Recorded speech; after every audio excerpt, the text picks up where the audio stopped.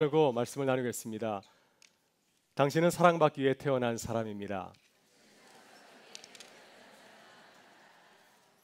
네, 사랑이 담겨 있지 않은 것 같아서 다시 한번 인사하도록 하겠습니다. 당신은 사랑받기 위해 태어난 사람입니다. 네, 미국에 살 때 저희 가정의 이야기입니다. 저희 첫째 아이가 초등학교에 들어가서 미국 친구한테 초대를 받았습니다. 그래서 너무 좋아서 아이에게 선물을 줘서 이제 친구의 생일 잔치집에 보내게 되었습니다. 우리 아이가 밥을 먹고 갔을까요?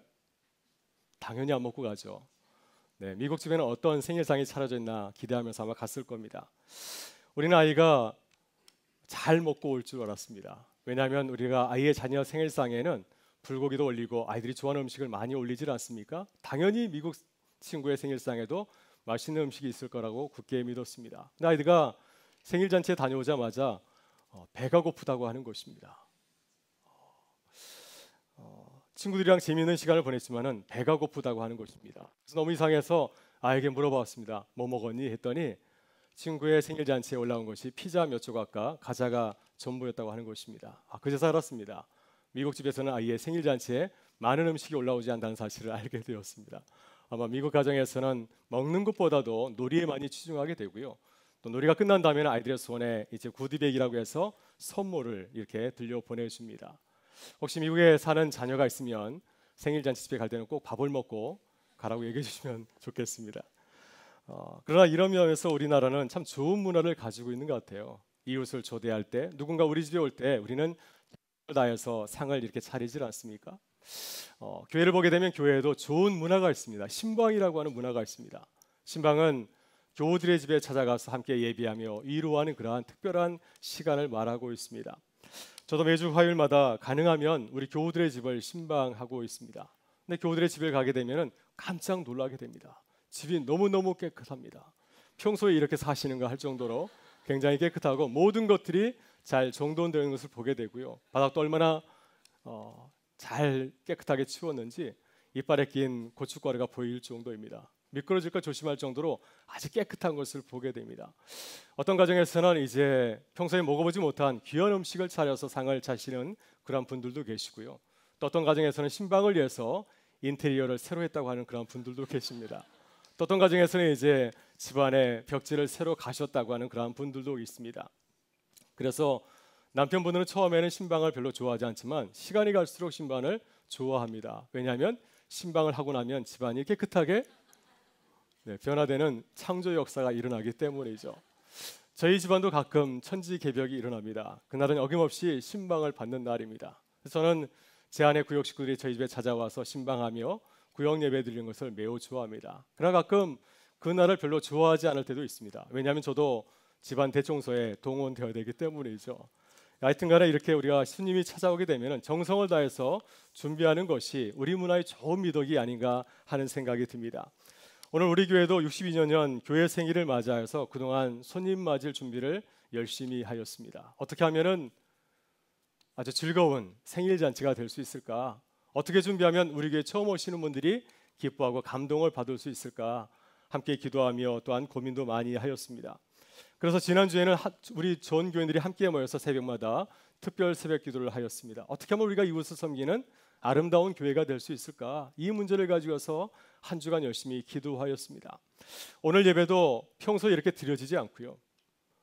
평소에는 좀 더 딱딱하게 드려지는데 오늘 새로 오시는 분들에게 감동을 주기 위해서 특별한 예배를 저희가 꾸며 보았습니다. 오늘 제가 서 있는 이 강대상도 오늘 이웃 초청 예배를 위해서 특별히 마련한 곳입니다. 오늘 예배를 마치게 되면은 우리 갤러리에 또 오늘 오신 분들을 위해서 맛있는 생일장을 이렇게 차려놓았습니다. 여러분 보실 때 미진한 부분이 있다 할지라도 정성을 보시고 또 기쁘게 칭찬해 주시면 감사하겠습니다. 오늘 전도 오늘 이웃 초청 예배를 준비하면서 고민을 참 많이 하였습니다. 목사가 우리 교회 오시는 분들에게 줄 수 있는 가장 좋은 선물이 무엇이겠습니까? 하나님의 말씀을 잘 준비하는 것이 아니겠습니까? 혹시 오실 적에 이 교회 목사님 어떤 말씀을 전하는가 하는 기대를 가지고 오지 않았습니까? 그래서 저도 고민을 참 많이 하였습니다. 어떤 말씀을 전해드리면 우리 교회와 보람이 있을까 하는 생각을 하게 되었습니다. 그때 우리 장로님 중에 한 분이 제 고민을 아셨는지 저에게 전화를 주셨습니다. 목사님, 이번 주에 새 교회를 위해서 설교하실 거죠? 이번 주에 제가 가까운 이웃을 모시고 가려고 하는데 그분들에게 예수님에 대한 말씀을 전해주면 참 좋겠습니다. 감사하게도 제가 무슨 설교를 해야 될지를 미리 전화로 알려주었습니다. 그래서 저는 장로님의 말씀을 하나님의 말씀으로 알고 오늘 말씀을 준비하게 되었습니다. 오늘 제가 전하고자 하는 말씀은 내가 만난 예수님입니다. 내가 만난 예수님을 여러분에게 소개하고 싶습니다. 저는 비교적 어려서 예수님을 만났습니다. 저희 아버님이 목사님이셔서 저는 어머니의 뱃속에서 예수님을 만나게 되었습니다. 그리고 제가 고등학교가 지나가게 되었을 때 비로소 예수님을 인격적으로 만나고 경험하게 되었습니다. 그 예수님이 너무 좋아서 목사가 되기로 어린 나이에 그렇게 결심을 하게 되었습니다. 오늘 제가 이 자리에 여러분에게 예수님을 소개하는 것은 예수님께서 저희 인생 가운데 찾아오셔서 놀라운 은혜를 보여주셨기 때문에 오늘 이 자리에 제가 서 있는 줄 믿습니다.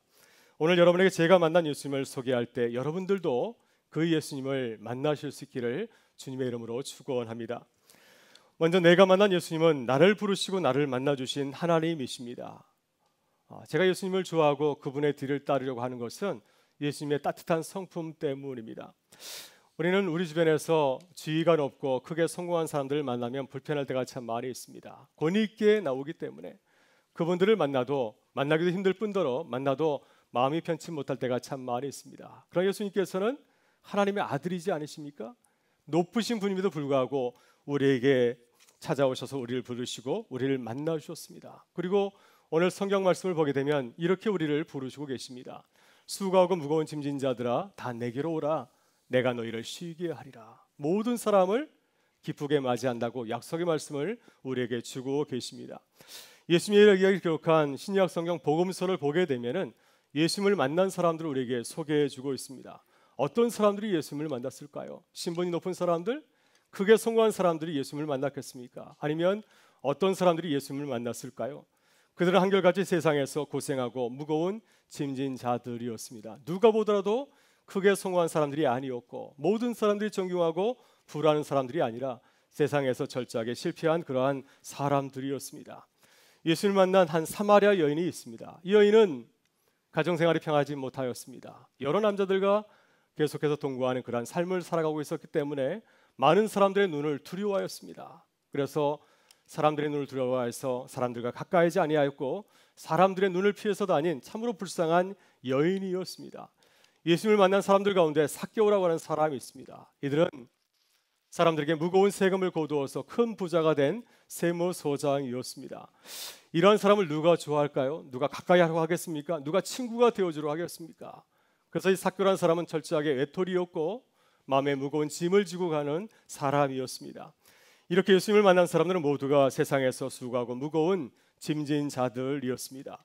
그러나 예수님께서는 세상에 소개되고 무거운 짐을 지고 살아가는 사람들을 외면치 아니하였습니다. 그들에게 찾아가셔서 그들의 좋은 친구가 되어 주었습니다. 그래서 사람들은 이러한 예수님을 이해할 수 없어서 예수님을 향하여서 새로운 별명 한 가지를 붙여주었습니다. 이 사람은 죄인과 세리의 친구로다. 이 사람은 먹보여 술꾼이로다. 예수님께서는 전혀 가까이 할 수 없는 그런 사람들을 가까이 하시기 때문에 이상하다, 이해할 수 없어서 예수님에게 이러한 별명을 붙여주신 것이었습니다. 이렇게 예수님은 이상할 정도로 아주 파격적인 모습을 사람들에게 보여주었습니다. 여러분, 저도 지금까지 살아오면서 힘들고 어려운 순간이 있었습니다. 전혀 그렇게 안 보이시죠? 네, 저도 어렵게 힘든 순간이 있었습니다. 특별히 제가 23년 전 목사 안수를 처음 받을 때 처음으로 건강에 어려움을 겪을 때가 있었습니다. 그때 저는 갓 결혼을 하였고 또 저희 첫째 아이가 이제 세상에 태어나려고 준비를 하고 있었고 또 미국으로 유학을 가려고 준비를 하고 있었습니다. 갑자기 건강을 잃게 되었을 때 갑자기 앞이 캄캄하여졌습니다. 어떻게 하지? 왜 이런 일이 나에게 벌어졌지? 내가 목사 안수를 받았는데 왜 이때 이런 문제가 생겼을까 하면서 암담한 심정을 가지고서 하나님께 간절히 기도하고 또 기도하였습니다. 그때 모두가 놀랄 정도로 빠르게 건강을 회복하게 되었고 또 미국에 유학을 떠날 수 있는 길도 열어주었습니다. 이렇게 예수님께서는 내가 가장 힘들고 어려운 시간에 나에게 찾아오셔서 나를 만나 주셨습니다. 그분이 참 좋은 친구라는 사실, 나의 인생의 문제를 해결해 주시는 좋은 친구라는 사실을 나의 삶의 자리에서 만나고 확인하게 하여 주었습니다. 혹시 우리 가운데도 세상에서 무거운 짐을 지고 걸어가고 있다가 한다면 예수님을 만나실 수 있기를 간절히 바랍니다. 우리의 마음의 문을 열고 주님을 바라보고 주님에게 나오실 수 있기를 바랍니다. 그럼 주님께서는 우리를 만나주시고 우리를 새로운 축복의 길로 인도하여 주실 줄 믿습니다. 다음으로 내가 만난 하나님은, 내가 만난 예수님은 우리에게 쉼을 주시는 분이십니다.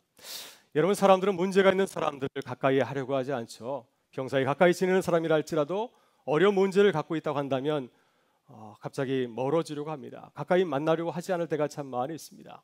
그러나 예수님께서는 우리에게 문제가 있을 때 우리를 멀리하지 아니하시고 오히려 우리에게 가까이 다가오셨습니다. 우리의 문제를 함께 공감하고, 그래서 우리가 이 문제를 뚫고 새롭게 시작할 수 있는 길을 열어주시는 아주 전능하신 능력 있는 분이십니다. 그래서 주님께서는 우리에게 문제가 있을 때 우리에게 찾아오셔서 이렇게 말씀하십니다. 내가 너희를 쉬게 하리라. 우리가 문제 가운데 있을 때 우리의 문제를 해결해 줄 수 있기 때문에 주님은 우리를 향하여서 내가 너희를 쉬게 하리라 이렇게 말씀해 주십니다. 성경에서 예수님을 만난 사람들은 정말 어렵고 힘든 삶의 문제로 고민하던 자들이었습니다. 예수님을 만난 여인 가운데 12년 동안 난치병 때문에 고민한 여인이 있었습니다. 유대인들이 부정하다고 생각하는, 가까이 가려고 하지 않는 혈루증이라는 병을 있었습니다. 몸에서 계속 피가 나는 그런 병이었는데, 이런 병을 갖고 이 여인이 12년 동안 아프게 되었을 때 어느 날 예수님에 대한 소식을 듣게 되었습니다. 내가 저 예수를 만나서 예수님의 옷자락을 만져보면은 내 병이 나을지도 모른다고 하는 믿음을 갖게 되었습니다. 그러나 이것은 도저히 있을 수 없는 일이었습니다. 어떻게 부정한 여인이 청년 남자의 몸에 손을 댈 수가 있겠습니까? 만약 이런 사실이 발각이 난다고 한다면 아마 그 여인은 죽음을 면치 못할 것입니다. 그러나 여인은 용기를 내어서 주님의 몸에 손을 대었을 때 주님께서는 이 여인의 행위를 보시면서 그 여인을 꾸짖은 것이 아니라 그 여인을 칭찬하였습니다. 이 여인의 믿음을 크게 칭찬하시고 그 여인의 중병으로부터 벗어날 수 있도록 그녀를 고쳐 주었습니다. 또 한 여인은 가나다 현장에서 붙잡혀서 사람들에게 끌려 나온 여인이 있습니다. 사람들은 그 여인을 이제 광야로 끌고 나와서 이 여인의 제목을 대면서 예수님에게 고발하면서 이 여인을 향해서 돈을 쳐서 죽이려고 하였습니다. 그때 예수님께서는 사람들과 함께 돌을 들어서 이 여인을 친 것이 아니라 이 여인에게 새로운 삶을 열어주었습니다. 주님은 그 자리에 있는 많은 사람들에게 이렇게 외쳤습니다. 너희 가운데 죄 없는 자가 돌을 들어 쳐라. 이 말씀을 듣고 많은 사람들이 자신의 죄를 깨닫고 그 자리를 떠나가게 되었습니다. 그 여인과 단둘이서 남게 되었을 때 예수님께서는 그 여인에게 따뜻하게 말씀하셨습니다. 나도 너를 정죄하지 아니하노니 가서 다시는 죄를 범하지 말라. 그래서 이 여인이 죄의 멍에를 벗고 새로운 자유의 삶을 살아갈 수 있도록 은혜를 베푸셨습니다. 여러분, 제 교회 사무실에 오게 되면은 그림 한 점 걸려 있습니다. 네덜란드의 화가 렘브란트가 그린 탕자의 귀환이라고 하는 그림입니다. 바로 이 그림입니다. 이 그림은 성경 누가복음 15장에 나오는 예수님의 말씀을 가지고서 그린 그림인데 내가 만난 예수님을 가장 잘 표현해주는 참으로 좋은 그림입니다. 여러분, 예수님은 어떤 분이실까요? 예수님은 이 탕자의 비유에 나오는 아버지와 같은 분이라고 하는 것입니다. 한 아들이 있었습니다. 아버지를 향해서 재산을 달라고 해서 그 재산을 빼앗아서 먼 나라로 가서 흥청망청 살다가 알거지가 되어서 거짓 찬양으로 다시 돌아오게 되었습니다. 그때 이 아버지는 이 아들을 내친 것이 아니라 그 아들을 따뜻하게 보듬어주고 그 아들을 위해서 큰 잔치상을 벌여주었습니다. 내게로 찾아왔기 때문에 너무나 기뻐서 그 아들을 향하여서 큰 상을 차려주신 것이었습니다. 우리 예수님은 이러한 분이시라고 하는 것입니다. 우리의 모습이 어떠하든지 간에 주님에게 나올 때 우리의 죄와 허물을 묻지 아니하시고 있는 그대로 받아주시고 세상살이에 지친 우리에게 영원한 쉼과 자유를 주시는 참 좋으신 분이라고 말씀을 하고 있습니다. 여러분, 우리 가운데 삶의 문제로 고민하는 분이 계십니까? 예수님 앞에 나오실 수 있기를 바랍니다. 주님께서 세상이 주지 못하는 놀라운 평안과 기쁨을 더하여 주실 줄 믿습니다. 예수님 앞에 나오셔서 주님이 주시는 참 평안과 기쁨을 누리는 우리 모두가 될 수 있기를 주의 이름으로 축원합니다. 마지막으로 내가 만난 예수님은 우리의 무거운 짐을 가볍게 해주시는 분이십니다. 여러분, 우리가 걸어가는 인생길이 참 힘들고 어렵죠. 매일같이 생과 사를 놓고 싸우시는 그런 분들도 있고 몸이 너무 지쳐서 도저히 직장에 나갈 수 없지만 그럼에도 불구하고 가정을 위해서 또 미래를 위해서 일자리에 나가시는 그런 분들도 계십니다. 아마 우리 가운데 매일매일 항상 기쁘고 감사한 마음으로 살아가시는 분은 별로 없을 겁니다. 저의 삶의 자리를 돌아보게 되면 힘들고 어려울 때가 더 많지 않나 하는 생각을 하게 됩니다. 그래서 부처님도 그렇게 말씀하지 않았습니까? 인생은 생로병사라. 인생은 고해라고 말씀하였습니다. 인생은 고난의 바다라고 하는 것이죠. 바로 여기 예수님께서 우리에게 다가오신 이유가 있습니다. 예수님께서는 우리의 세상 일로부터 가볍게 하시려고, 우리가 기쁘고 즐거워하며 주의를 감당하게 하시려고, 매일매일 우리의 삶의 자리가 힘들고 어렵지만은 기뻐하며 감사하며 살아가게 하기 위해서 우리에게 찾아오셔서 이렇게 말씀하고 계십니다. 나는 마음이 온유하고 겸손하니 나의 멍에를 메고 내게 배우라. 그러면 너희 마음이 쉼을 얻으리니 이는 내 멍에는 쉽고 내 짐은 가벼움이라 하시니라. 아멘. 여러분, 예수님을 만난 사람들은 예수님을 만나기 이전과 이후가 전혀 달라진 것을 보게 됩니다. 사람들이 눈길이 무서워서 한낮에 더위를 뚫고 물을 기르러 갔던 사마리아 여인이 있습니다. 이 여인은 예수님을 만나게 되었을 때 내 가슴 속에서 우러나는 그 기쁨을 주체하지 못하여서 자신을 향해서 손가락질하고 죄인이라고 멸시하였던 사람들에게 찾아가서 내가 만난 그 기쁨과 은혜를 나누고 증거하였습니다. 사람들에게 무거운 세금을 걷어서 부자가 되었던 세무서장 삭개오도 예수님을 만난 이후에 삶의 우선순위가 완전히 달라지게 되었습니다. 이제는 나를 위해 살았습니다. 어떻게 하면 무거운 세금을 걷어서 내가 큰 부자가 될 수 있을까? 이렇게 살아가게 되었는데 예수를 만난 이후에는 이웃을 배려하고 이웃을 위해서 살아가는 사람이 되었습니다. 그래서 자신이 지은 죄를 철저하게 뉘우치게 되었고, 내가 다른 사람에게 피해를 입힌 사람이 있다고 한다면 갑절의 보상을 해주었습니다. 왜 삭개오가 이렇게 변하게 되었을까요? 예수님을 만난 뒤에 내 마음속에 주체할 수 없는 기쁨과 감사가 넘쳐났기 때문이었습니다. 여러분, 저도 오래전에 미국에 있을 적에 내 무거운 짐을 가볍게 해주시는 예수님의 크신 은혜와 사랑을 경험한 적이 있습니다. 우리 교우들에게 제가 말씀을 드린 적이 있는데요, 제가 미국에서 공부할 적에 마지막 해에 학교로부터 편지 한 통이 왔습니다. 올 여름까지 학위 논문을 제출하지 아니하면 졸업을 할 수 없다고 하는 마지막 통보였습니다. 이제 남은 3개월 동안 논문을 마쳐서 제출해야 당신이 졸업할 수 있다고 하는 마지막 통보였습니다. 그때 저는 상황적으로 제 능력상으로 도저히 논문을 마칠 수 없는 상황 가운데 있었습니다. 제가 주변에 있는 친구들에게 도움을 구하였지만은 힘들 거라고 하는 그런 얘기를 전해 주었습니다. 그래서 그는 너무너무 답답하였고 절망적이어서 이 문제를 가지고 하나님 앞에 나가서 간절히 기도하게 되었습니다. 하나님, 잘 맞춰서 돌아가게 하여 주옵소서. 10년 수고가 헛되지 않게 하여 주옵소서. 간절히 기도하고 또 기도하였고, 평소에 해보지 못한 40일 아침 금식을 하면서 기도하게 되었습니다. 그때 정말 기적 같은 일이 벌어지게 되었습니다. 3개월 만에 300페이지 분량의 논문을 잘 맞춰서 제출하게 되었습니다. 그래서 무겁고 힘든 모든 그 학예의 과정을 잘 마치고 졸업하는 큰 은혜를 체험한 적이 있습니다. 여러분, 우리 가운데서 삶에 지치고 무거운 짐을 지고 살아가는 분이 계시다고 한다면 예수님을 한번 만나보실 수 있기를 바랍니다. 예수님을 만났던 수많은 사람들처럼 세상을 의지하지 아니하고 주님을 믿고 의지하실 수 있기를 바랍니다. 그러면 주님께서 내가 지고 있는 짐을 가볍게 해주시며 우리의 마음의 기쁨과 평강을 더하여 주실 줄 믿습니다. 오늘 예수님께서는 우리에게 이렇게 말씀하십니다. 수고하고 무거운 짐진 자들아 다 내게로 오라. 내가 너희를 쉬게 하리라. 수고하고 무거운 짐진 자들아 다 내게로 오라. 내가 너희를 쉬게 하리라.